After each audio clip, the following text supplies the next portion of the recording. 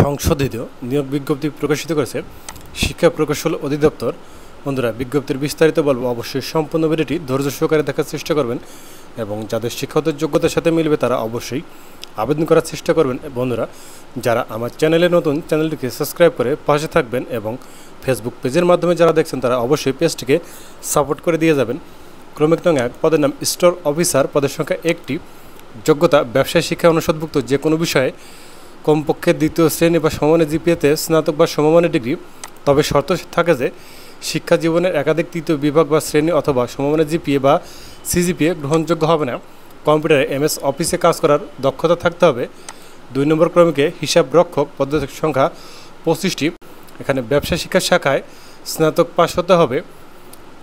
কোনো অবস্থাতেই তৃতীয় বিভাগ গ্রহণযোগ্য হবে না। কম্পিউটার এমএস অফিসে কাজ করার দক্ষতা থাকতে হবে। 3 নম্বর ক্রমিক রয়েছে কম্পিউটার অপারেটর, পদের সংখ্যা 27টি। যোগ্যতা বিজ্ঞান বিভাগে স্নাতক বা সমমানের ডিগ্রি এবং কম্পিউটার মুদ্রাক্ষরে প্রতি মিনিটে বাংলায় 25 শব্দ এবং ইংরেজিতে 30 শব্দের গতিসহ সংশ্লিষ্ট বিষয়ে স্ট্যান্ডার্ড অ্যাপটিটিউড টেস্টে উত্তীর্ণ হতে হবে।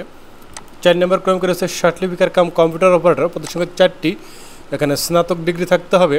কম্পিউটার ব্যবহারের দক্ষতা সার্টিফিকেটে বাংলায় সর্বনিম্ন গতি 50 এবং ইংরেজিতে সর্বনিম্ন গতি 80 থাকতে হবে।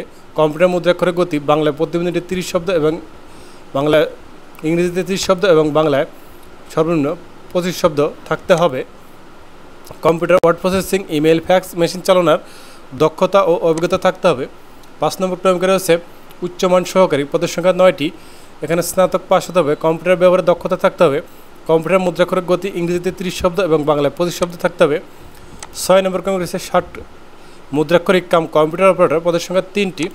যোগ্যতা স্নাতক পাস। কম্পিউটার ব্যবহারের দক্ষতা লিপিতে সর্বনিম্ন গতি ইংরেজিতে 70 এবং বাংলায় 45। কম্পিউটার মুদ্রাক্ষরের গতি ইংরেজিতে 30 এবং বাংলায় 25 শব্দ সহ কম্পিউটার ওয়ার্ড প্রসেসিং সহ ইমেল, ফ্যাক্স মেশিন চালানোর দক্ষতা ও অভিজ্ঞতা থাকতে হবে। 7 নম্বর ক্রমিক রয়েছে হিসাব সহকারী বা হিসাব সহকারী কাম ক্যাশিয়ার বা অফিস সহকারী কাম ক্যাশিয়ার, পদের সংখ্যা 39টি। যোগ্যতা ব্যবসা শিক্ষা শাখায় উচ্চ মাধ্যমিক সার্টিফিকেটে পাস হতে হবে। কম্পিউটার এমএস অফিসে কাজ করার দক্ষতা থাকতে হবে। 8 নম্বর ক্রমিক রয়েছে অফিস সহকারী কাম কম্পিউটার মুদ্রাক্ষরিক, পদের সংখ্যা 76টি। যোগ্যতা উচ্চ মাধ্যমিক সার্টিফিকেটে পাস হতে হবে। কম্পিউটার ব্যবহারের দক্ষতা থাকতে হবে। কম্পিউটার মুদ্রাক্ষরিক গতি প্রতি মিনিটে বাংলায় 20 শব্দ এবং ইংরেজিতে 20 শব্দ থাকতে হবে। Computer word processing, email, fax machine চালানো ইত্যাদি দক্ষতা ও অভিজ্ঞতা থাকতে হবে। 9 নম্বর ক্রমিক রয়েছে স্টোর কিপার, পদের সংখ্যা 1টি। উচ্চ মাধ্যমিক সার্টিফিকেটে পাস হতে হবে এবং কম্পিউটার এমএস অফিসে কাজ করার দক্ষতা থাকতে হবে। 10 নম্বরে ইলেকট্রিশিয়ান, পদের সংখ্যা 2টি। যে কোনো স্বীকৃত বোর্ডেতে সংশ্লিষ্ট ট্রেডে উচ্চ মাধ্যমিক সার্টিফিকেট, ভোকেশনাল সহ সংশ্লিষ্ট কাজে কমপক্ষে 6 মাসে বাস্তব কর্ম অভিজ্ঞতা অথবা উচ্চ মাধ্যমিক সার্টিফিকেট বা সমান পরীক্ষা উত্তীর্ণ সহ 1 বছরের ট্রেড সার্টিফিকেট কোর্সে উত্তীর্ণ এবং ইলেকট্রিসিটি লাইসেন্সিং বোর্ডের বি সার্টিফিকেট প্রাপ্ত হতে হবে। মোট পদের সংখ্যা 187টি। 1 মার্চ 2025 তারিখে প্রার্থীর বয়সসীমা 18 থেকে 32 বছর হতে হবে। বয়স প্রমাণের ক্ষেত্রে এফিডেভিট গ্রহণযোগ্য হবে না। এক জেলার বাসিন্দা অন্য জেলার বাসিন্দা হিসেবে আবেদন করতে পারবেন না। কেবলমাত্র নির্ধারিত লিখিত, মৌখিক ও ব্যবহারিক পরীক্ষা উত্তীর্ণ প্রার্থীগণের মধ্য হতে প্রচলিত বিধিবিধান অনুসরণপূর্বক যোগ্য প্রার্থীদের চূড়ান্ত নিয়োগের জন্য সুপারিশ করা হবে। এক্ষেত্রে কোনো সুপারিশ প্রার্থীর অযোগ্যতা হিসেবে বিবেচিত হবে। প্রার্থীকে লিখিত, মৌখিক এবং প্রযোজ্য ক্ষেত্রে ব্যবহারিক পরীক্ষায় অংশগ্রহণের জন্য কোনো প্রকার টিএ বা ডিএ প্রদান করা হবে না।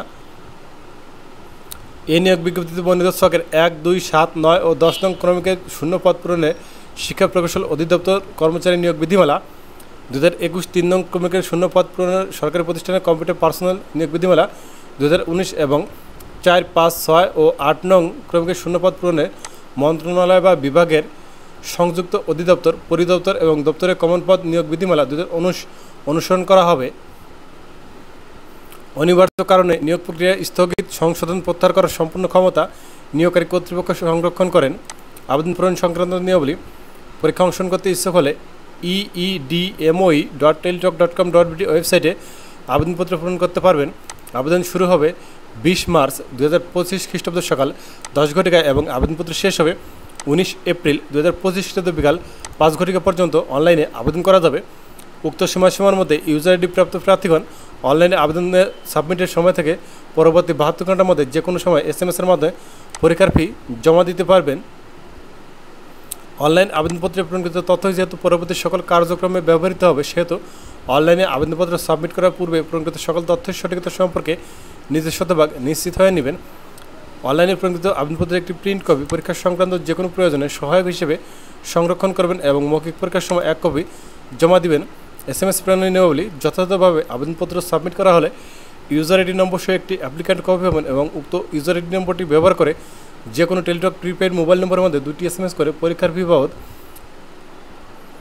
1 থেকে 2 নং ক্রমিকের জন্য পদগুলোর জন্য 150 টাকা ও টেলিটকের সার্ভিস চার্জ 18 টাকা সমট 168 টাকা এবং ক্রমিক নং 3 থেকে 10-এর জন্য 100 টাকা ও টেলিটকের সার্ভিস চার্জ 12 টাকা সমট 112 টাকা। তবে সকল গ্রেড অনগ্রসর নাগরিক, ক্ষুদ্র নির্গোষ্ঠী, শারীরিক প্রতিবন্ধী ও তৃতীয় লিঙ্গের জন্য আবেদন ফি বাবদ 50 টাকা ও টেলিটকের সার্ভিস চার্জ বাবদ 6 টাকা সমট 56 টাকা অনধিক 72 ঘন্টার মধ্যে জমা দিতে হবে। এখানে বিশেষভাবে উল্লেখ আছে অনলাইন আবেদনপত্রের সকল অংশ পূরণ করে সাবমিট করা হলো পরীক্ষার ফি জমা না দেওয়া পর্যন্ত অনলাইন আবেদনপত্র কোনো অবস্থাতেই গৃহীত হবে না। প্রবেশপত্র প্রাপ্তির বিষয়টি eedmoe.teletalk.com.bd অথবা শিক্ষা প্রকৌশল অধিদপ্তরের ওয়েবসাইটে এবং প্রার্থীর মোবাইল ফোনে যথাসময়ে শুধুমাত্র যোগ্য প্রার্থীদেরকে জানানো হবে। SMS-এ প্রেরিত ইউজার আইডি এবং পাসওয়ার্ড ব্যবহার করে পরবর্তীতে রোল নম্বর, পদের নাম, ছবি, পরীক্ষার তারিখ, সময় ও পরীক্ষার কেন্দ্রের নাম ইত্যাদি তথ্য সংবলিত প্রবেশপত্র ডাউনলোডপূর্বক রঙিন প্রিন্ট করে নেবেন। এই প্রবেশপত্রটি লিখিত পরীক্ষা অংশগ্রহণের সময় এবং উত্তীর্ণ হলে মৌখিক পরীক্ষার সময় অবশ্যই প্রদর্শন করতে হবে। চাকরি আবেদন ফর্মে উল্লেখিত সকল শিক্ষাগত যোগ্যতা উল্লেখ করতে হবে। অন্যথায় চাকরির জন্য নির্বাচিত হলে চাকরির আবেদনে উল্লেখিত সনদ ব্যতীত চাকরির আবেদনের পূর্বে অর্জিত অন্যান্য শিক্ষাগত যোগ্যতা সনদপত্র অন্তর্ভুক্ত করার সুযোগ নেই। প্রার্থীর যোগ্যতা যাচাই। এখন মৌখিক পরীক্ষার সময় নিম্নলিখিত কাগজপত্রের মূল কপি প্রদর্শনপূর্বক প্রতিটির একটি করে সত্যায়িত ফটোকপি দাখিল করতে হবে। প্রার্থীর সকল শিক্ষাগত যোগ্যতার সনদপত্র, ইউনিয়ন পরিষদের নাগরিকত্বের সনদপত্র, কোটা দাবি সমর্থনের যাবতীয় সনদপত্র, প্রথম শ্রেণীর গেজেটেড কর্মকর্তা কর্তৃক প্রদত্ত চারিত্রিক সনদপত্র, জাতীয় পরিচয়পত্র বা জন্ম সনদ, অনলাইনে পূরণকৃত আবেদনপত্রের কপি, প্রবেশপত্রের কপি, সরকারের সর্বশেষ জারিকৃত নীতিমালা অনুযায়ী কোটা সংরক্ষণ করা হবে। এ অধিদপ্তরের স্মারক নম্বর 27 মার্চ 2024 মূলে দৈনিক সমকাল ও দৈনিক জনকণ্ঠ পত্রিকায় প্রকাশিত নিয়োগ বিজ্ঞপ্তির বিপরীতে যে সকল প্রার্থী ইতোপূর্বে উল্লেখিত পদগুলোর মধ্যে যে সকল পদের জন্য আবেদন করেছেন তাদের সেই সকল পদের জন্য নতুন করে আবেদন করার প্রয়োজন নেই। শেষ তারিখ ও সময়ের জন্য অপেক্ষা না করে হাতে যথেষ্ট সময় নিয়ে অনলাইনে আবেদনপত্র পূরণ এবং আবেদন ফি জমাদান করতে পরামর্শ দেওয়া আছে।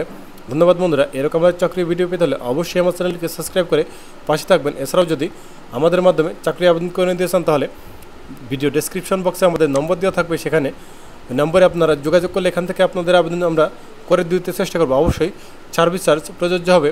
বন্ধুরা, যারা ফেসবুক পেজের মাধ্যমে দেখছেন আমার এই ভিডিওটি, তারা অবশ্যই আমার পেজটিকে সাপোর্ট করে দিয়ে যাবেন। ধন্যবাদ।